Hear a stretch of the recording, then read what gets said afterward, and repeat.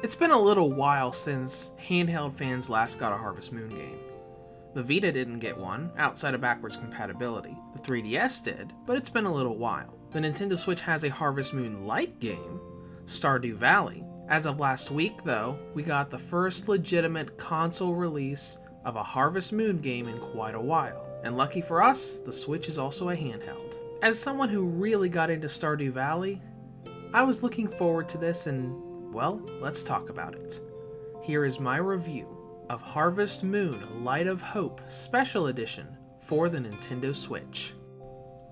Compared to games like Stardew Valley and previous Harvest Moon games, Light of Hope has a more major story to it. Instead of having a situation where you just casually inherit a farm from a family member and create a life there, you end up washing ashore on an island after a storm on the ocean. Once you're found and taken care of by the local doctor, you find out that the storm scattered a bunch of artifacts on the island, completely disrupting the power of nature, as well as destroying everyone's homes and driving them away from the island. Being given a small farm, you decide to live on the island and work on not only retrieving the artifacts to restore the power of nature, but also to rebuild everyone's homes to bring them back and let the island flourish again. Now, the story has a good point, but it also has a bad point that I don't like. The good thing about the story is its pacing. There is a lot of story to this game, and it progresses very, very quickly. There was never a time during the main story that I felt like I actually had to stop and grind for a long time to get the story to progress. The bad thing is its roster of characters. Light of Hope brings back a lot of characters from Skytree Village, to the point where there is only one, maybe two marriage candidates that are new characters outside of the DLC that's coming out later this year.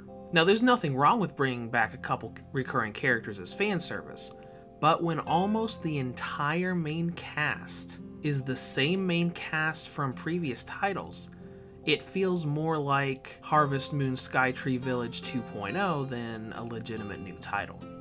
Similar to Stardew Valley, also available on the Switch, Harvest Moon Light of Hope is a task-oriented farming simulation game with some adventure elements and dating sim elements through relationships and marriage. But before we get into the meat of the game, Light of Hope on consoles is called Special Edition because there's new content that is not available in the PC version that released late last year. If you get the game on the Switch or the PS4, you get a new character, Soleil. Not only are they one of the only new characters available for marriage, but they're tied into the new local co-op feature that lets you interact with a crystal in your house and do two-player co-op, so you and a buddy can go collect materials together instead of doing it by yourself. Main progression in the game is done through various tasks you can do and managing your time throughout each day, from farming and raising animals to collecting ore in the mines and giving gifts to your sweetheart. Now, this isn't all totally random. As you're going through the main story, you'll always have a task that you're being pushed towards. Restore some buildings to bring back some villagers to find the next tablet. Restore this building, find materials for this villager so they'll give you this, or you'll be able to do this that'll progress the main story.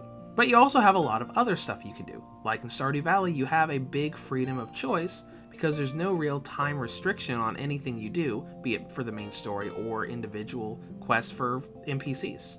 But just because you have a lot of things to do, and you have a lot of different ways of making money, from farming to collecting ore, doesn't mean the system isn't without faults. Light of Hope pushes really, really hard on the farming elements of the game.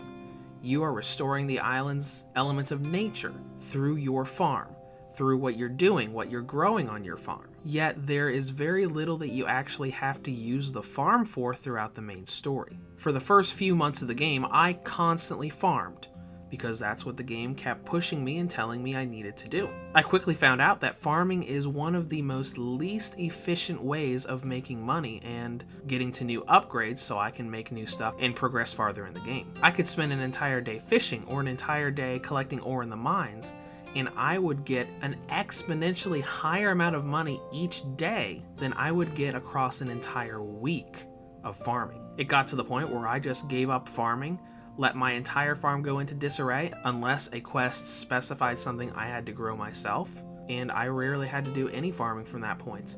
Despite the game being centered around farming, The actual farming mechanic feels just like an underused side thing that you don't have to do. But just because farming is underutilized doesn't mean there isn't a lot to do and a lot of content here. There's a ton of different things you can do. Every single day I was doing something different. Going through the mines, scavenging for healing items around the map, running around and giving gifts to the character that I wanted to marry at the end of the game. And all of this mandatory and optional stuff does come together to create a pretty lengthy experience. The main story of the game took me around 17 to 18 hours to clear, and the post-game story, which is centered around you getting married and being happy, took me another 11 to 12 hours. So unless you really just don't like the marriage function, the game should last you at least 25 to 30 hours, if not more if you want to do a lot more farming and upgrading past that point. As far as presentation is concerned, I'm kind of conflicted. I'm not going to say it looks bad, because it doesn't look bad, it doesn't look terrible, but it doesn't look like what I would expect a Nintendo Switch Harvest Moon game to look like. The design of the game basically has 3D characters moving around on a 2D environment, but every time you kind of zoom in or get a little cutscene between characters, you can see that there's not really that much detail in the character models. You can see jagged edges when it's zoomed in, and all of the 2D environments easily blur when you're zoomed in on cutscenes. To be perfectly honest, it looks like a game that would have released on the Nintendo 3DS. I'm not saying it looks terrible, but it should look better than it does. And as far as performance goes, frame rate is fine, but the game does crash from time to time. I've had it crash several times on me in the 25 to 30 hours I've played the game. Sometimes it's crashed when it's opening up to the title screen, sometimes it crashes when you sleep at night, and sometimes it crashes when you start an event. It's not constant, but it's to the point where I'm very cautious about saving often because I don't want to lose progress. And now let's get into battery life. Being a 2D game, sort of, you're going to get a lot of battery life out of Light of Hope. Here are my battery times from 100% to 0%. Maximum brightness with the Wi-Fi on, 3 hours and 48 minutes. Maximum brightness with the Wi-Fi off, 3 hours and 54 minutes. Lower brightness with the Wi-Fi on, 4 hours, 48 minutes. Lower brightness with the Wi-Fi off, 4 hours and 52 minutes. As I said, you're going to get plenty of battery life out of it. It's got a range of about 4 to 5 hours. Now, in conclusion, Harvest Moon Light of Hope brings more of the Harvest Moon and Farm Simulator type of gameplay to handheld fans through the Switch. Now, it has a pretty fair amount of flaws, from the recycled cast, the lack of focus on farming, and the crashing in the Switch version. But if you enjoy games like Story of Seasons and Stardew Valley, it's definitely worth a look. Reviews to Go rates Harvest Moon Light of Hope Special Edition for the Nintendo Switch a 7 out of 10. If you have any comments or questions, feel free to leave them below or head to the website at www.reviewstogo.com.